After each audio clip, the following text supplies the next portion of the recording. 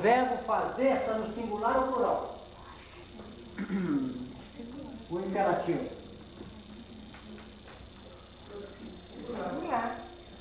Anotem.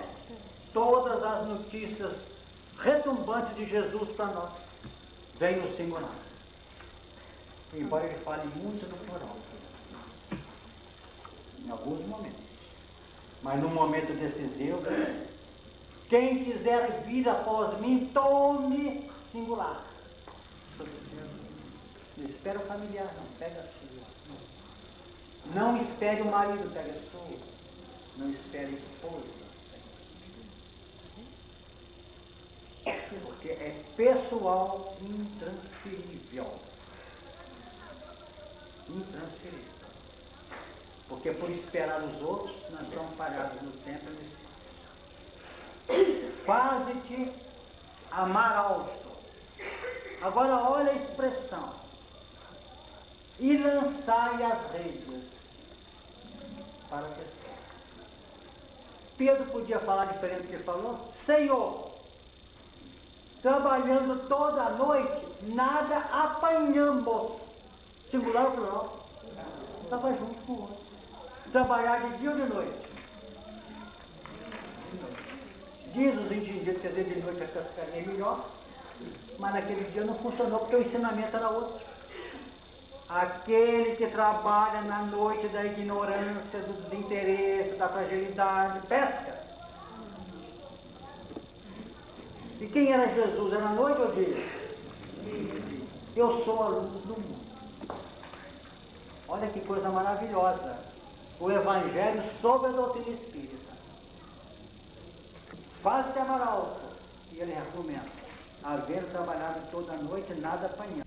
Educacional para definir luz que chega, luz que se reflete. Então, fazendo assim, colher uma grande quantidade de peixe. Naquela época, no Mar da Galileia, o peixe era o resultado da pesca. Hoje, os peixes são os valores evolutivos que nós colhemos do mar da vida, lançando a rede nesse mar. Em outro momento, no capítulo final lá de João, e lançai a rede para a banda direita do barco e achareis. Já mostra para que lado vai lançar a rede. Lado direito.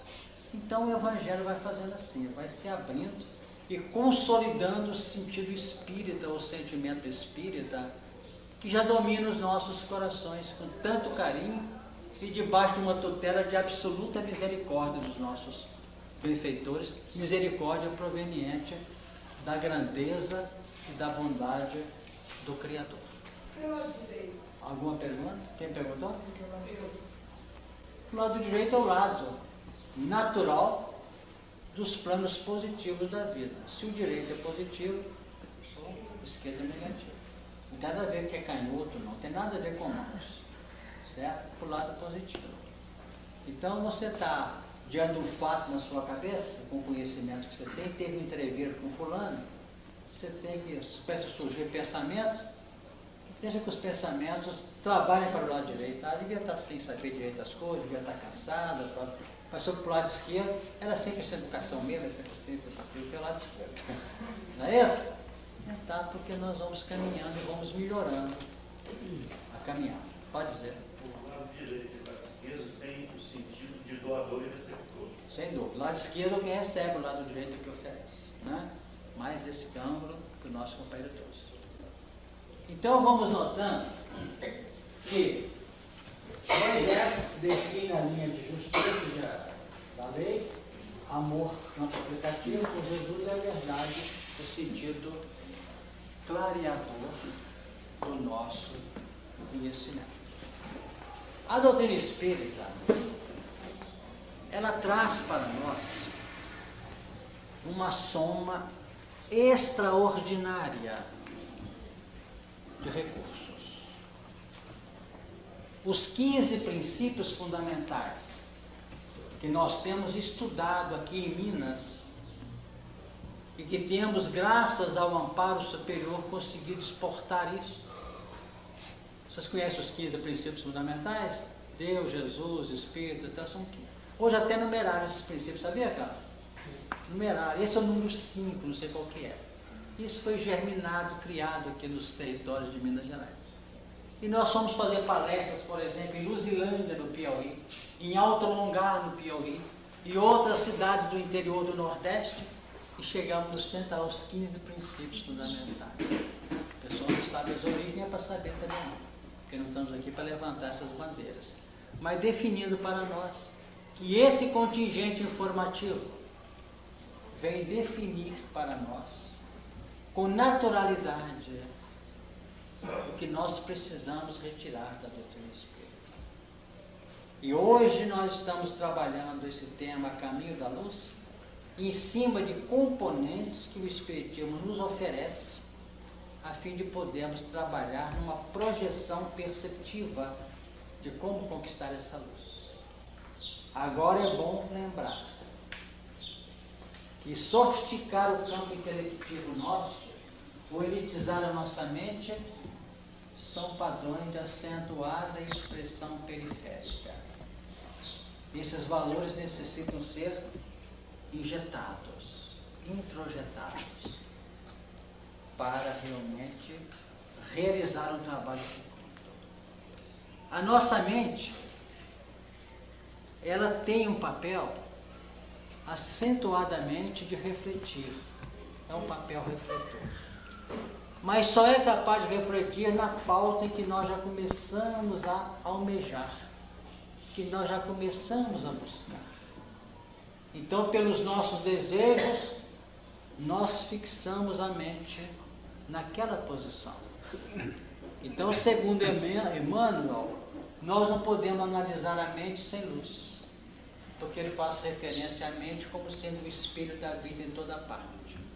E o espelho, se não tiver uma luz que seja julgada sobre ele, ele não tem como refletir. Então, a face desse espelho é o nosso coração e o centro das ondulações é a razão. Então, razão e sentimento se ajustam.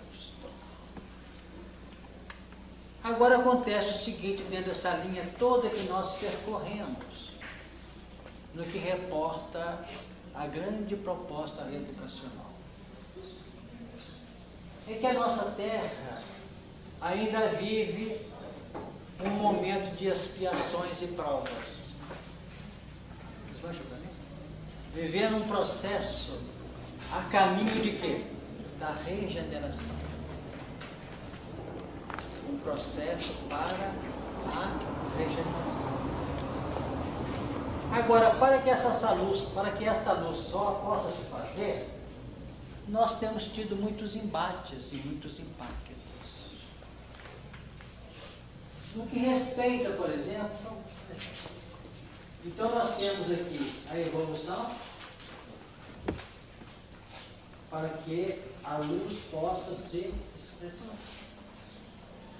Quando nós chegamos aqui num determinado momento do nosso crescimento, nós tivemos a chegada de um grupo de fora, que vocês têm aprendido como sendo os exilados de Capela.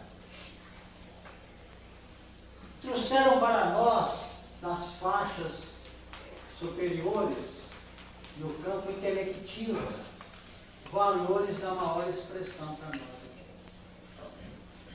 Quando os capelinos aqui chegaram, a nossa terra que vinha numa linha de provas experimentais, entrou na pauta de expiações e provas.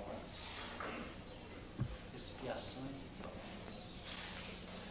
Então, o que ocorre? Passou a Terra, nesse novo momento, a apresentar elementos que vinham na sua evolução normal, somados aos elementos que vieram de fora. Não é isso que vocês aprenderam? Então eu tenho aqui esses elementos daqui da Terra, e junto desses elementos que vieram de outros ambientes. No capítulo 4, a partir do versículo 16, 17 de Mateus, nós temos o evangelista dizendo assim: muita calma para vocês pegarem. O povo que estava sentado em trevas viu uma grande luz. E aos que estavam assentados na região e sombra da morte, a luz raiou. Esses elementos chegaram e começaram a viver conjuntamente. Está aqui. Houve retrogradação na chegada desses elementos aqui para a Terra. Tem muitos estudiosos ou aprendizes da doutrina que têm dúvidas se houve ou não uma retroação desses elementos. Porque a Terra estava ainda bastante primitiva, caminhando para expiações e provas. E chegam esses elementos altamente dotados de sabedoria. Então nós vamos explicar como é que esse mecanismo se faz em função da luz. Os capelinos tinham um conhecimento linear muito grande no campo das informações. Só que eles não conseguiram se adaptar na linha prática da vida com os valores recebidos. Estão de acordo com a ideia? Os daqui não possuíam os conhecimentos que eles possuíam. Mas no campo moral deles, ou o campo moral deles era compatível com a moral daqui. Exatamente a mesma. Então a vinda para cá representou uma quebra das regalias que eles tinham no mundo de origem, para virem para cá com duas finalidades: ressarcirem os seus débitos, tentando redimir-se perante a lei na formação da luz imprescindível, e iluminar, clarificar o território filosófico e científico dos elementos daqui. Duas coisas concomitantes, duas coisas conjugadas. Então, quando Jesus chegou aqui nessa frente, ele chegou num momento em que o povo daqui da terra, que é esse que eu coloquei aqui, ó, que estavam aqui, estava chegando com uma capacidade de maturidade para receber Jesus como mestre para aprender. E ao mesmo tempo para atender a muitos que não conseguiram se ajustar no campo das responsabilidades, que não conseguiram ajustar-se aqui. Nessa altura, muitos tinham voltado nesse grupo aqui, mas um remanescente permaneceu ali. Então, quando eu digo assim, o povo, quando Jesus começou a pregação, o povo que estava sentado em trevas viu uma grande luz. O que eles viram? Uma grande luz. Que povo era esse? Era esse povo daqui, o gentio que estava vindo na evolução normal. Esse artigo é definido ou indefinido? Indefinido. Uma grande. Sabia que luz era essa? Não conhecia Jesus. Sabia que Jesus vinha, quem revelou? Capelinos. Perceberam agora? Eles falam que tem uma luz que vai chegar. Qual é? Sei lá, é uma luz. Então eu repito agora. O povo que estava sentado em trevas viu uma grande luz. E continua o versículo. E aos que estavam assentados na região e sombra da morte, a luz raiou. É diferente?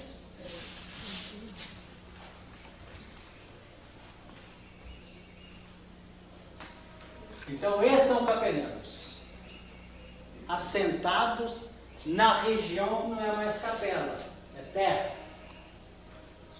Sombra da morte. Porque isso aqui não significa uma morte, sair daqui e vir para cá. Foi tão complicada a raça adâmica para o seu ajuste aqui, que chegou o primeiro grupo, buscando refazer-se para a luz. E esse grande grupo acabou encarnando em nosso meio como Adão. O primeiro grande grupo chegou e passou para as páginas da Bíblia como Adão. Num plano absolutamente racional. Homem, razão. E diz no Velho Testamento assim, olhem bem, vocês entenderem sobre a luz, que ele foi submetido a um sono, encarnava e desencarnado, ou desencarnava, não sabia de onde veio, nem o que estava fazendo aqui. Que ele foi prostrado magneticamente. Não é ele, aquele grupo, para vir para cá. Houve uma prostração psíquica desse grupo. Aí ele começou, foi enxertado em que grupo? Enxertado aqui. Nesse grupo nativo. Quer dizer, reencarnou no meio desse povo. E foi reencarnando, começou a despertar.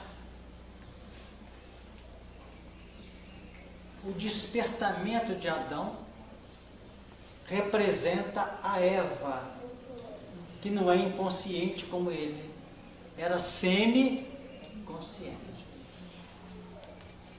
E eu falei agora há pouco que quando o conhecimento hábil chega, nós atestamos a renovação mental. E entramos naqueles momentos de desconforto entre aquilo que a mente quer que faça e aquilo que o coração ainda faz. São os conflitos. Chega Eva, abrindo as linhas de sentimento do próprio Adão. Porque está definido lá. Não serão ambos uma só carne? Entenderam o que é isso agora? Porque o Adão é razão e a Eva, sentimento. E homens e mulheres têm isso, razão e sentimento, para poder buscar a luz. Então vamos notando que a Eva foi o segundo grupo semi-consciente. Então o Adão, inconsciente.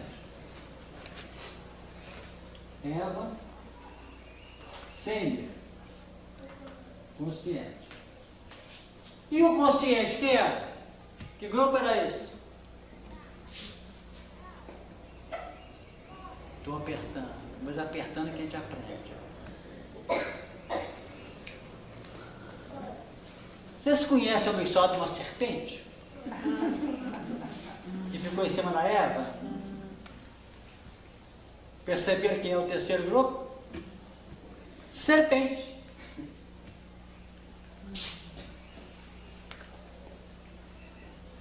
É o grupo consciente. Aquele grupo que estava assim, eu aí não encarno. De jeito nenhum. Porque eles tinham um papel a fazer. Trabalhar a cabeça da Eva na sua abertura mediúnica para ver se ela caía nas esparrelas dos erros. Podia atuar sobre Adão? Não adiantava porque estava bobão, totalmente desligado.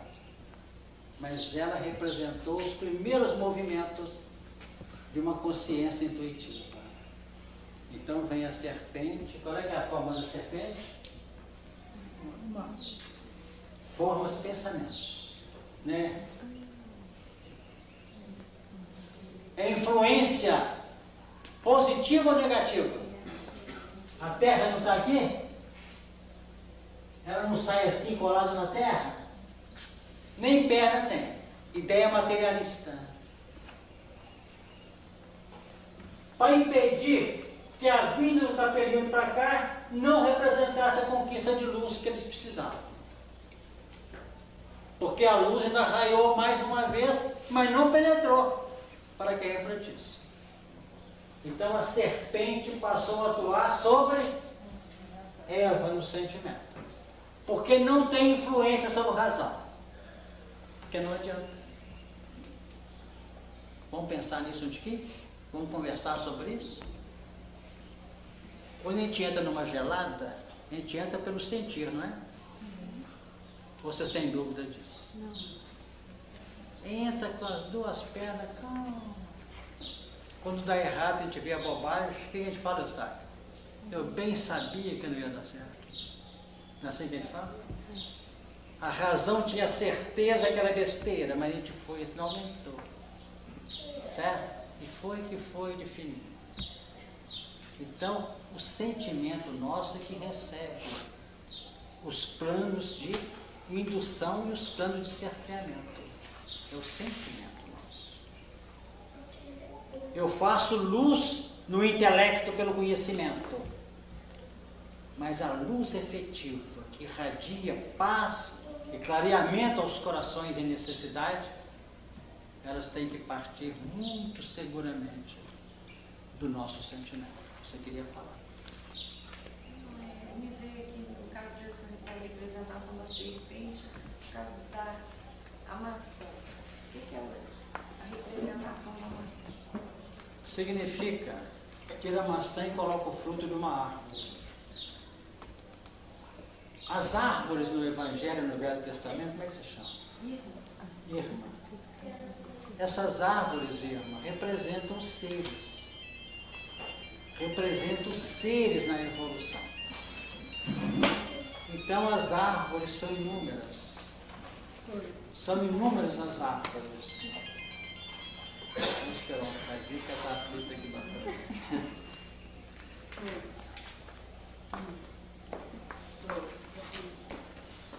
Então, continuando.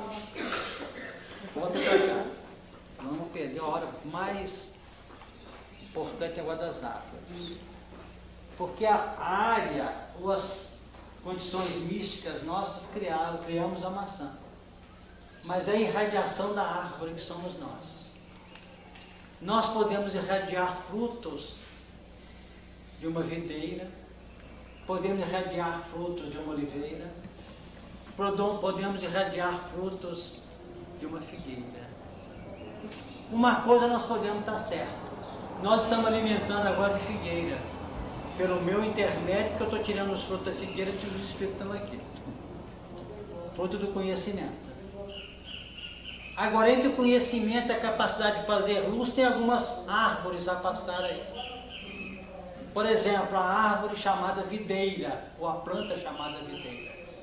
Que Jesus falou, ide vós também para a vinha, e dar-vos-ei o que for justo. Não foi isso que ele disse?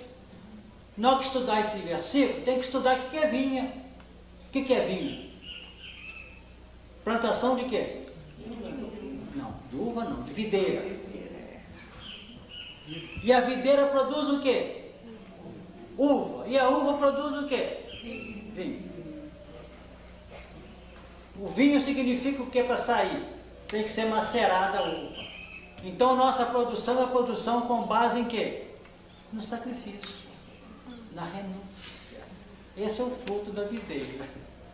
Então Jesus diz assim, eu sou a videira verdadeira, vós sois os ramos que produzem também. Todo aquele que não produzir adequadamente, sem a capacidade de renúncia, tanto que Jesus falou, aquele que quiser vir após mim, tome sobre si a cruz, renuncie a si mesmo e siga-me. Viu a renúncia? Então eu posso fazer caridade de fora. Eu dei um exemplo parecido com esse. Na minha casa bateu, eu atendo. Eu até contei um exemplo desse ontem. Domingo foi o exemplo que eu dei. A esposa está fazendo comida na cozinha. Fazendo um almoço para mim e meus convidados. Ela está sacrificada na cozinha. E eu estou lendo jornal na sala. De domingo, desse tamanho. Bate campainha.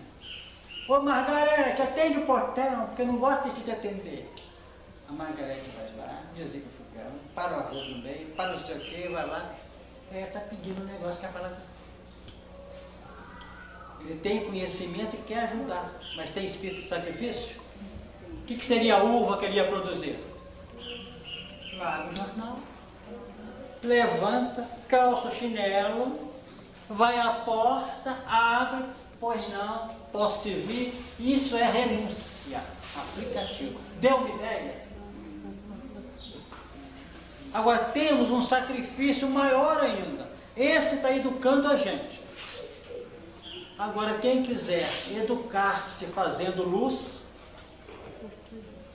não é nem só a videira. Qual é a outra árvore? Qual que é ela? Oliveira. Não está cheio de oliveira no Evangelho? O que produz a oliveira? Não. Não. Produz oliva. E a oliva produz o óleo. E o óleo se queima para fazer luz em favor dos outros. Percebeu? Tem figueira. Agora, a macieira não tem no Velho Testamento. Tem criação no decorrer das tradições. Não fala nada disso. Então, hein? Nada, não tem nem que poder comentar sobre a macieira com vocês, porque não tem a macieira no Velho Testamento. Então vem esse plano operacional. Agora, vamos compreender que a serpente não queria naturalmente encarnar, porque queria fazer o domínio dela no campo dos padrões puramente exteriores. Mas quando a Eva entrou no jogo da serpente, o que aconteceu? Houve uma fecundação psíquica? Não houve? Positivo ou negativo? Negativo. E ela acabou sendo levada pelas tendências da mente, de a pouco entrou em relação estreita com as forças inferiores desencarnadas e teve o primeiro filho, como é que ele chamava?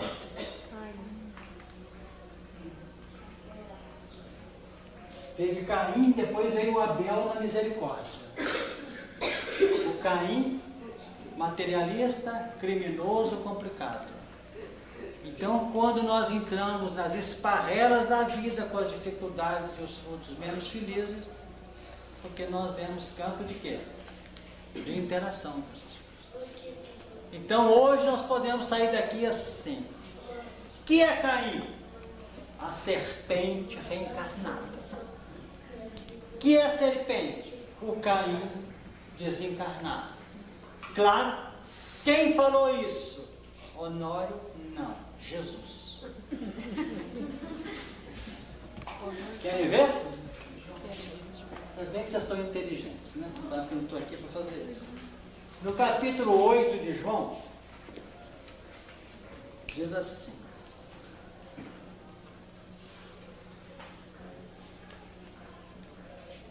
vós fazeis, Jesus conversando com os fariseus judeus. Como é que ele chamava de vez em quando esses homens? Raça de quê? De víboras, de cobras, de serpentes. E diz para eles assim: vós fazeis as obras de vosso pai. Com letra minúscula. Disseram-lhe eles: nós não somos nascidos de prostituição. Temos um pai que é Deus. Eles reclamaram. Disse Jesus: se Deus fosse vosso pai, certamente me amaríeis, pois que eu saí e vim de Deus. Não vim de mim mesmo, mas ele me enviou. E Jesus pergunta: por que não entendeis a minha linguagem? Por não poderdes ouvir a minha palavra. Vós tendes por pai o diabo. A serpente não é considerada o diabo no Apocalipse? Vou ler um textinho para vocês. Vós tendes por pai o diabo, e quereis satisfazer os desejos do vosso pai. Ele foi homicida desde o princípio. Falou? Falou. Quem foi homicida desde o princípio? Caim. E a serpente é o diabo.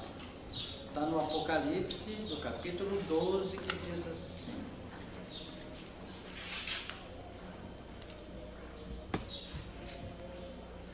e foi precipitado o grande dragão. Não é serpente, é o dragão. Na atualidade, a antiga serpente chamada o diabo e Satanás, que engana todo mundo. Notaram? Tudo aquilo que representa engano vem de dentro. O que significa verdade vem de fora. Porque a serpente de princípio está aqui dentro da gente, não está no nosso sensório. A gente fala assim: eu tenho que comer pouco, selecionar comida por causa do meu trabalho, tem que dar passe. Esse é o pensamento da verdade que chega. mas o corpo fica assim, repete, tira um pedacinho dali, um pedacinho de cá, né? Quem faz regime sofre, porque aqui de dentro grita mais, e o de cima fala chega. E entram as lutas que nós travamos entre o que é verdade e o que é mentira. Mas a luz maior com Jesus, se aqui despertou momentos infelizes, de muitas trevas no plano evolucional com esses capelinos, nós vamos ver a remissão de Eva com quem? Com Maria.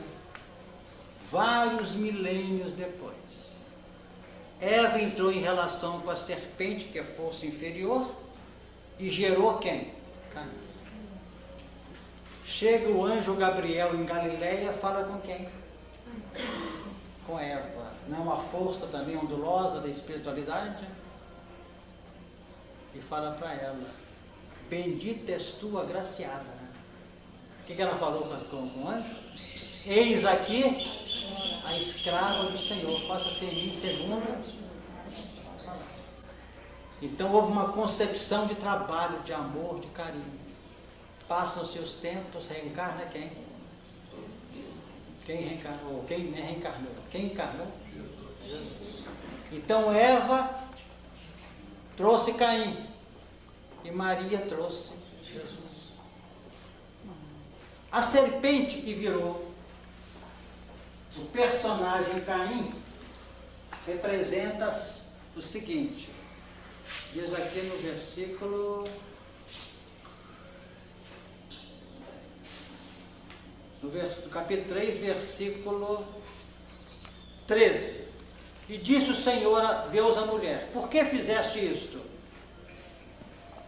Por que fizeste isto? E disse a mulher, a serpente me enganou e eu comi. Qual é que é a característica da serpente? Enganar. Então nela, na serpente, está o engano. E em Jesus está o quê? O que está em Jesus? Verdade. As duas forças. A que faz luz e a que faz treva. Eu pergunto se deu para tirar a conclusão numa equação aí. O engano, treva. A verdade, luz. Se o caminho é a onda mental, a verdade representa a expressão da lei, mas não é expressão falada. Tudo que nós verbalizarmos na palavra falada, na palavra escrita, nos gestos, no semblante, no olhar, no movimento, isso é forma de exteriorização da lei, na base de que nós conhecemos sobre a vida e a realidade da vida imortal. Então a verdade é o que sai de nós. Então Jesus é o caminho, a verdade e a vida, que foi lembrado pelo Smith na prece inicial. Caminho, verdade, vida. Quer dizer, com ele e conosco deva funcionar assim. Pensamento, palavra, é a forma natural de se formar componentes irradiadores da luz. Então, quando ele define, repetindo, eu sou a luz do mundo, aquele que está com ele não andará em trevas, mas terá a luz da vida. Nós vamos notar que vida verdadeira e luz são componentes perfeitamente iguais e compatíveis. A luz que está nos bafejando aqui hoje, que nos está envolvendo, é a luz da misericórdia, que nos envolve de fora para dentro, tentando tocar a nossa sensibilidade, para que possamos fazer irradiar a luz por excelência. Então vamos tentando fazer com que a renovação mental que nos visita pelo entendimento aqui hoje possa, por um processo de perseverança, vencer a irreverência das nossas trevas pessoais. Então vamos notar que nós temos, seria secretário. Obrigado. Então nós vamos observar por que tem que ter essa capacidade de perseverar de modo incansável. Porque vida é vida. Vou explicar o que é isso aqui. Vida é vida. O nosso estado de vida perde terreno na hora que o conhecimento nos visita. O que a gente achava que aquela vida passa a não ser mais. Eu vim para que tenham vida e a tenham com abundância. Então o que ocorre?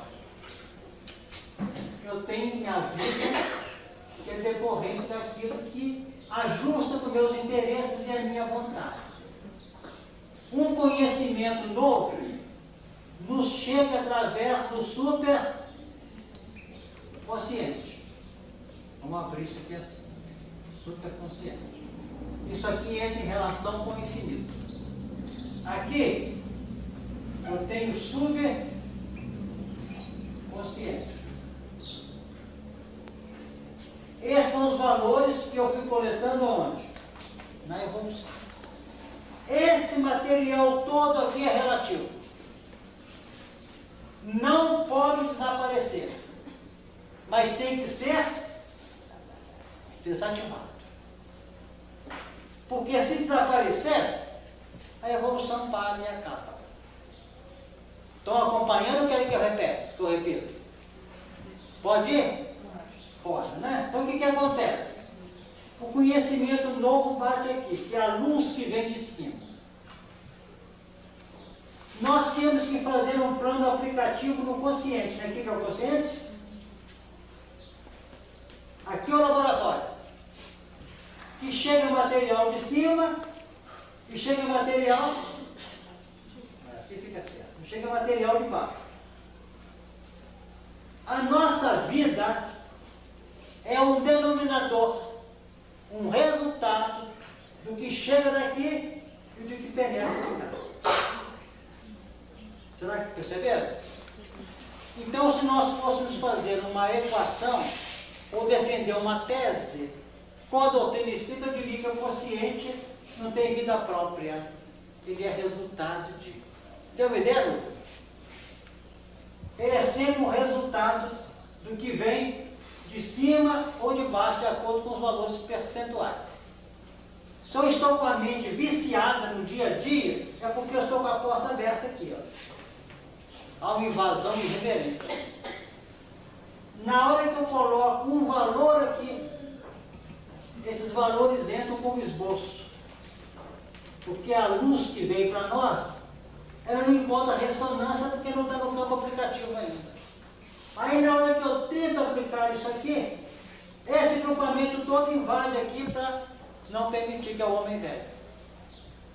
Aqui está o homem velho, aqui está o homem novo, em elaboração e em gestação.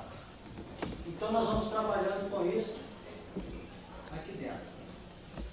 Por isso que vai depender do que nós fizermos, não do que nós temos pretensão de fazer. Nessas forças aqui de baixo, fala o automatismo.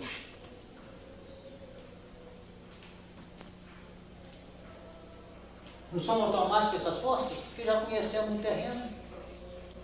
Aqui em cima, nós vamos usar o quê?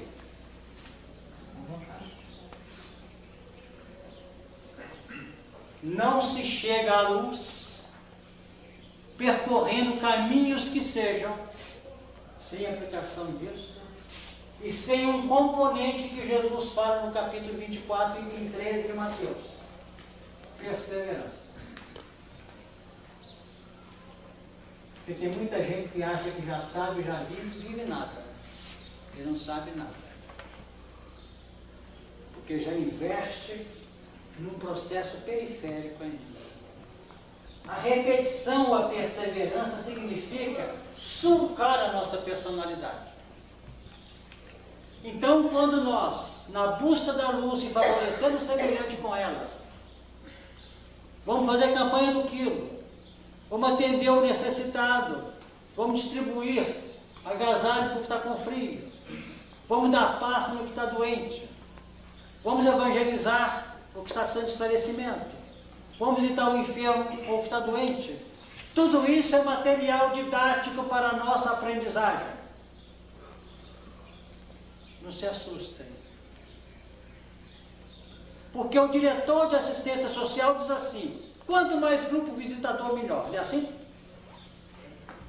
Quanto mais cesta básica, melhor. Nós trabalhamos assim também. Não sei se vocês estão acompanhando. Olhem bem, para não achar que eu estou distorcendo a situação. Mas o diretor do departamento de doutrina e evangelho fala assim: quanto menor necessitado, melhor. Perceberam o que eles estão falando? Mas os necessitados que chegam até nós são os instrumentos para que nós façamos luz aqui e julgando para ele, para que ele possa despertar a dele. Isso é muito extraordinário nesse tema. Então temos que ampliar o nosso grau de cooperação e de ajuda. Eu falei em tese o que acontece de um lado do outro. Um quanto mais, melhor estamos trabalhando. E o outro quanto menos, melhor, porque nós queremos é que não haja necessidade. O Divaldo fez uma palestra recentemente dizendo isso. A gente chega do outro lado, eu vivi em função de 200 necessitados. Chega tranquilo. Aí a entidade fala assim: mas estão necessitados até hoje? Olha que pergunta valiosa para nós. Aí vem companheiros, e o Walter Borges bate muito nisso. Honra seja feita, e nós damos a mão palmatória, o carinho dele. Promover o assistido, o que é isso? Da condição. Para que ele não coma o peixe que a gente pescou, mas que dá um anzol para ele poder pescar e sair do sufoco. Isso é a conquista da luz. Porque só efetivamente tem luz própria no coração aquele que está preocupado em fazer a luz lá. Não é preocupado em tirar a treva de lá, não. Porque ele pode estar numa vida melhor do que a nossa, com a trevinha dele. Ele dorme, ele alimenta, não tem doença. Perfeito? Porque está no patamar dele. Então por que eu vou tirar a treva dele? Porque a luz de um pode ser a treva do outro. Porque se eu já tenho uma lanterna que joga um facho grande, ou uma lâmpada que já clareia 200 volts, eu não vou ficar acendendo meu palito de fósforo. Mas o palito de fósforo faz luz para muita gente, então onde caminhar. Então cada um no seu patamar. Então vamos ter essa tranquilidade, essa calma, essa visão. Oferecer o melhor, sabendo que nosso engajamento, para terminar, em qualquer tarefa da casa espírita, tem a função de ajudar lá com a nossa claridade. É isso mesmo? Mas principalmente em fazer luz a nossa. Tem um exemplo que nós damos, que vocês já ouviram falar, alguns aqui algumas vezes, eu repito porque ele é muito didático. Aquele que participa de uma visita ao hospital, por exemplo. Vocês sabem por que ele está visitando o hospital? Nós não sabemos. Um vai lá porque tem amor profundo para doar, não pode? O que participa da equipe está indo lá para aprender a disciplinar o tempo. Ele vai ficar ouvindo televisão o dia inteiro, naquele domingo ele vai. Está valorizando o tempo. O outro vai lá, sabe qual a finalidade? Aprender a dominar as suas emoções. E tem um que vai lá, sabe para quê? Para aprender a falar baixo. Já tem 5 anos que ele vai lá e fala baixinho com o doente no hospital. Está tudo bem com você, meu irmão? Você estava com dor de cabeça na outra semana, melhorou? Ah, estou bem, cara. Então Jesus te abençoe. Vira para o cantinho para você dormir. Parece até uma mãe carinhosa de muitos anos. Mas quando chega em casa, ele já grita lá no portão. Já bate, quase joga a porta para baixo. Quando ele dá aquele grito dentro de casa, com o filho, com a mulher, o Espírito diz assim: mais 5 anos de visita aos enfermos. Porque ele vai visitando, vai visitando, vai visitando, perseverando, daqui a pouco ele começa a falar baixo. Tudo bem com vocês? Como é que está o programa de televisão? Tá bom? Perfeito? Ele costuma chegar assim, eu estou no meu trabalho, e vocês estão vendo televisão perdendo tempo precioso. Luz assim. Isso significa que não tem luz nenhuma. Então é um absurdo isso. Mas o tempo venceu. E nós temos algumas programações. Nós tentamos trazer alguns aspectos e não sabemos se chegamos ao objetivo. Tá? Depois conversa com vocês aí. Mas tentamos lembrar alguns pontos que conectam também com a família, a luta introspectiva do levantamento das necessidades trevosas da própria intimidade e alguns fatores que nos dão margem a uma avaliação dessa grande busca de transformar a luz que nos beneficia em luz que possa irradiar-se no grande sistema de cooperação existente no universo. Pedimos a Jesus, ao agradecer a vocês e aos coordenadores deste encontro, que nos felicite os corações, dando-nos o ânimo para a continuidade da luta. Paz para todos e até uma nova oportunidade.